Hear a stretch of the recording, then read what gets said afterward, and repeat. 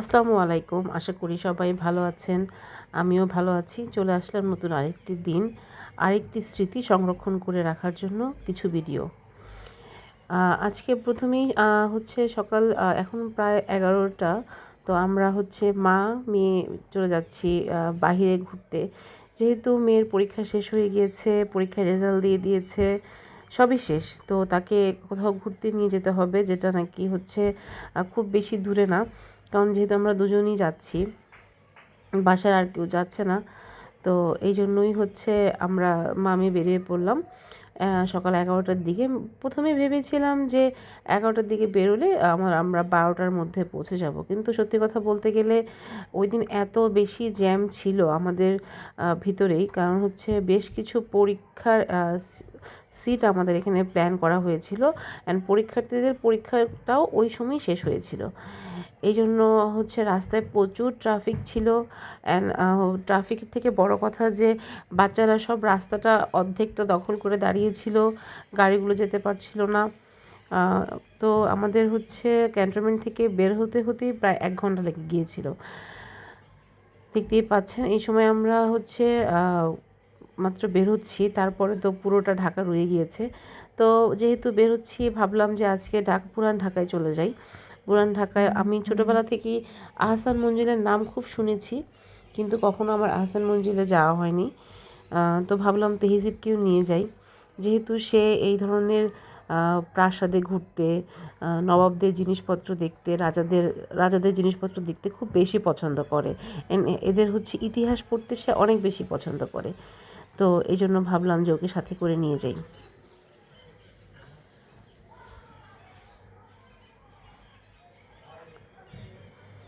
যেহেতু পুরান ঢাকায় যাচ্ছি, তো ঘোড়ার গাড়ি তো না দেখলে মিস হয়ে যাবে। তো রাস্তায় যাওয়ার পথে একটি ঘোড়ার গাড়ি দেখেছিলাম, অ্যান্ড তখনই আমি হচ্ছে একটু সংরক্ষণ করার জন্য ভিডিও করে রেখেছি।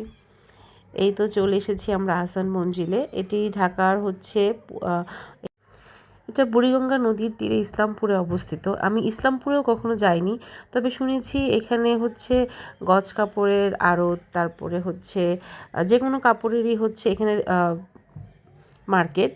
তবে এরা হচ্ছে 1 গজ 2 গজ এরকম সেল করে না, এরা হচ্ছে অনেক পরিমাণ সেল করে। তো এই তো আমরা দেখে ভাবছিলাম যে এই দিক দিয়েই তো নিশ্চয়ই কোনো ঢোকার পথ থাকবে, কিন্তু যখন আমরা এ পাশ দিয়ে ঢোকার পথ না পেলাম, তখন আমরা ঘুরে গিয়ে দেখি যে না, এই পাশ দিয়ে না, ফ্রন্ট সাইডটা হচ্ছে এই দিক দিয়ে, ঠিক ইসলামপুর মার্কেটটার পাশ দিয়ে এটা ফ্রন্ট ঢুকেছে। তো এখানে আমরা প্রথমেই চলে গিয়েছিলাম, অ্যান্ড এখানে কিন্তু ঢোকার জন্য অবশ্যই এন্ট্রি ফি আছে। যারা হচ্ছে অ্যাডাল্ট কিংবা 18 বছরের উপরে সবার জন্য 40 টাকা বাংলাদেশিদের জন্য, আর যারা 15 বছরের নিচে 8 থেকে 15 এরকমই তো ছিল, তাদের জন্য 20 টাকা। তো এই তো মামে ঢুকে গিয়েছে অলরেডি, এই তো দেখতেই পাচ্ছেন। তো আমরা ঢুকি প্রথমে যেই প্রাসাদটা কিংবা যেই বিল্ডিংটা ছিল, এখানে আসলাম, দেখলাম যে না, এটা আসলে কোথাও যাওয়ার জন্য না। এখানে হচ্ছে এটার ভিতরে যাওয়া যাবে, কিন্তু রাস্তাটা এদিক দিয়ে না, অন্য একটা দিক দিয়ে। তো আমার মেয়ের কাছে খুবই ভালো লাগছিল, তো আমরা বেশ কিছুক্ষণ এখানে ছিলাম। যেহেতু তার কাছে ভালো লাগছিল, আমি বললাম ঠিক আছে, তুমি কিছুক্ষণ ঘুরে দেখো। তবে এখান থেকে আমি যেটা দেখতে পারলাম যে এটাতে ভিতরে জাদুঘর করা হয়েছে, তো ভাবলাম যে তাহলে আমরা ওই পাশ দিয়ে ঘুরে জাদুঘরটাতে যাব। আর কিছু স্মৃতি সংরক্ষণ করার জন্য 2-1টা ছবি তুলে নিলাম।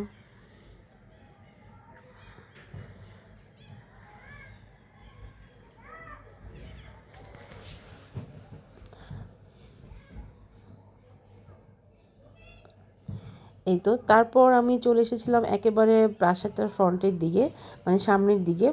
সামনে কিন্তু বিশাল হচ্ছে একটা সবুজের গালিচা বিছানো মাঠ আছে। এই তো দেখতেই পাচ্ছেন, এটা হচ্ছে সামনের দিকে বেশ ফুলের বাগান আছে। উপর থেকে দেখতে খুব ভালো লাগছিল।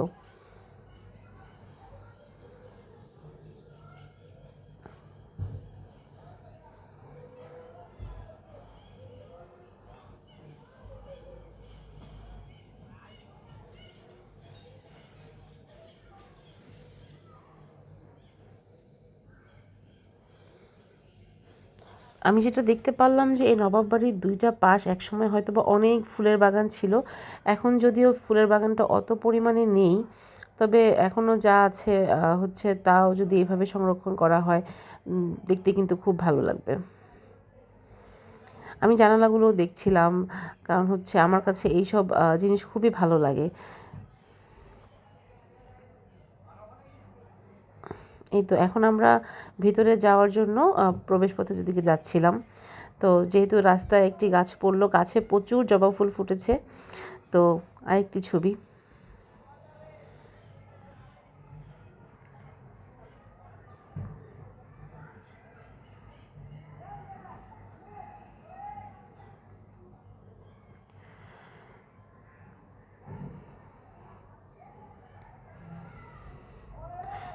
এই জাদুঘরে ঢোকার জন্য এটিই রাস্তা। জাদুঘরে ঢুকেই প্রথম যেটা দেখতে পারলাম সেটা হচ্ছে রাজাদের ব্যবহার্য বিভিন্ন প্রসাধনী, বিভিন্ন তৈজসপত্র বলা যেতে পারে, বিভিন্ন হচ্ছে বাটি কিংবা হচ্ছে ডিশ। আসলে দেখতে খুবই ভালো লাগছিল। এটি হচ্ছে এই পুরো প্রাসাদটা রূপা দিয়ে বানানো আছে এখানে।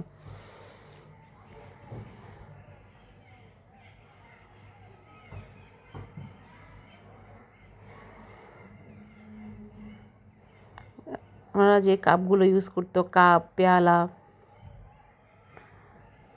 ওনাদের ব্যবহার্য বিভিন্ন হচ্ছে লণ্ঠন কিংবা হচ্ছে ল্যাম্প, ওদের ব্যবহারের জগ। আমার কাছে কিন্তু এই ডাইনিংটা খুব ভালো লেগেছে। বিশাল একটা ডাইনিং, দেখলেই মনে হয় যে মনটা ভরে গেল। তবে এই পুরো ডাইনিংটাই কাঁচ দিয়ে ঘেরাও করা ছিল, ঘেরাও করে সুন্দর করে এভাবে আমরা বাইরে থেকে দেখতে পাচ্ছিলাম।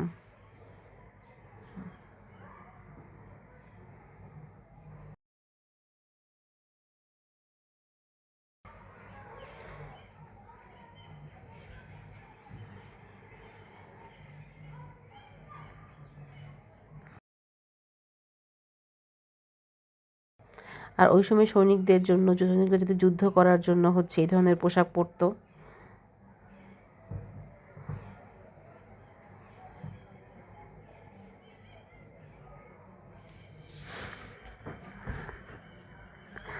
তারপর হাঁটতে হাঁটতে চলে এসেছি একটি সিঁড়ির কাছে। সিঁড়িটা দেখেন এত সুন্দর, অ্যান্ড সিঁড়িটার দুই পাশে বেশ কিছু বল্লম সাজানো আছে। আর নবাবদের দোলনা। তারা কিন্তু ওই সময় এই ধরনের ডাক্তারি যন্ত্রপাতিগুলো ইউজ করতো, এগুলো সংরক্ষণ করে রাখা হয়েছে। এই যে দেখতে পাচ্ছেন নবাব সলিমুল্লাহর ছবি।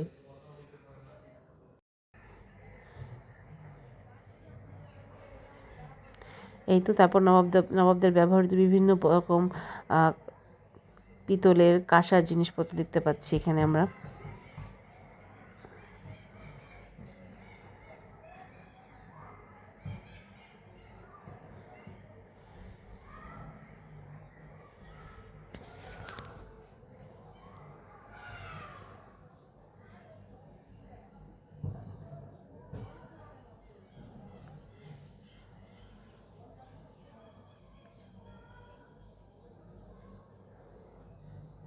এইগুলো হচ্ছে আতরদানি।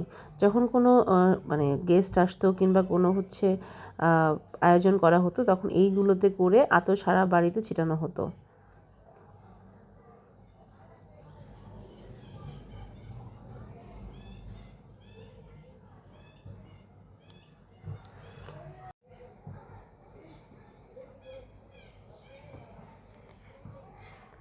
এখানে আমরা ওই সময় বেশ কিছু পানদানি দেখতে পাচ্ছিলাম।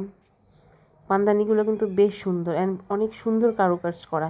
অ্যান্ড আমার সবচেয়ে বেশি অবাক লেগেছে যেটা, যে আমাদের নবাবরা কিন্তু বেশ আধুনিক ছিল। ওই সময় তারা হচ্ছে বাড়ির ভিতরে বেশ একটি বড় রুমকে রিজার্ভ করে রেখেছিল বিলিয়ার্ড খেলার জন্য। এই যে সেই রুমটি, দেখে এটা আমার খুবই অবাক লেগেছে।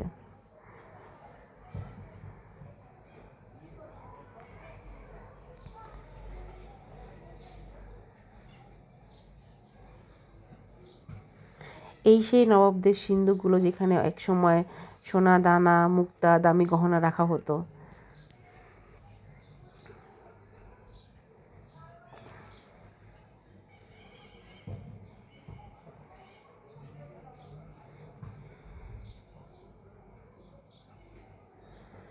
এই তো সেই আলমারি যেটা খোলার জন্য প্রায় 89টি তালা প্রথমে খুলতে হতো। তারপর বেশ কিছু কাঠের আলমারি ছিল যা নাকি নবাবরা ইউজ করতো। এই তো এখানে নবাব ফ্যামিলির অনেকের অ্যান্ড হচ্ছে বাংলাদেশের অনেক গুণী মানুষের কিছু ছবি ছিল।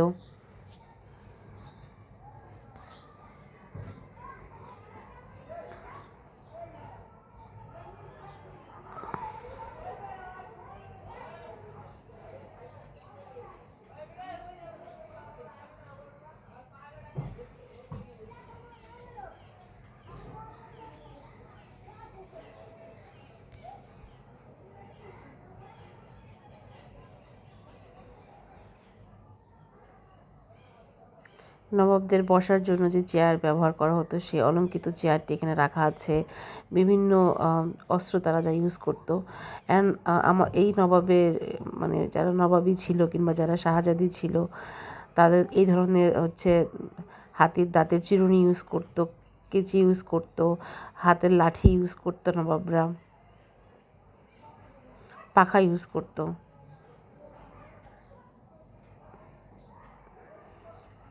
এটি নবাবদের একটি বসার ঘর।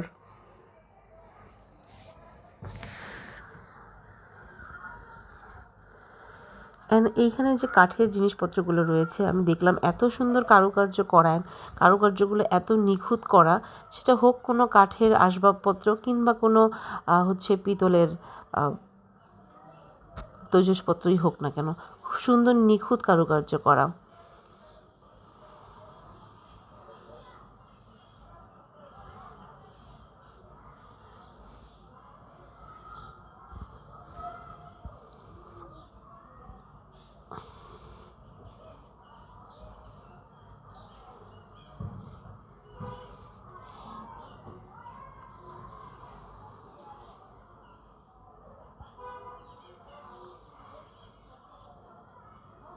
এখন আমরা যে রুমটিতে এসেছি এটি নবাবদের লাইব্রেরি ছিল। ওনারা এখানে বসে বই পড়তেন, অনেক বই রাখে এই লাইব্রেরিতে। এগুলো ওনারা ইউজ করতেন পানি পান করার জন্য। ওনাদের ব্যবহার্য কিছু কলও রয়েছে এখানে। এই পুরো বাড়িটা ঘুরে আমি একটি হচ্ছে বিছানা দেখলাম, তবে বিছানাটা কিন্তু খুব সুন্দর করে সাজানো আছে।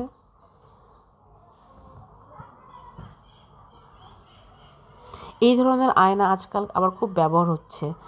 আসলে আমরা আস্তে আস্তে ওই দিকেই আবার ফিরে যাচ্ছি।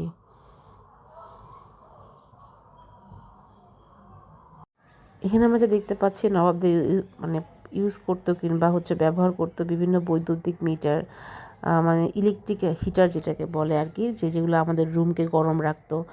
নবাবরা কিন্তু বেশ শৌখিন ছিল।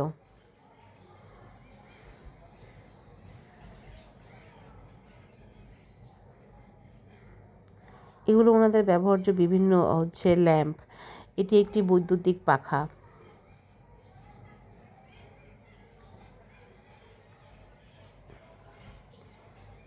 এই তো এখানে খুব সুন্দর একটি পিতলের কেটলি রয়েছে। এটি নবাবদের একটি বসার ঘর উপরের।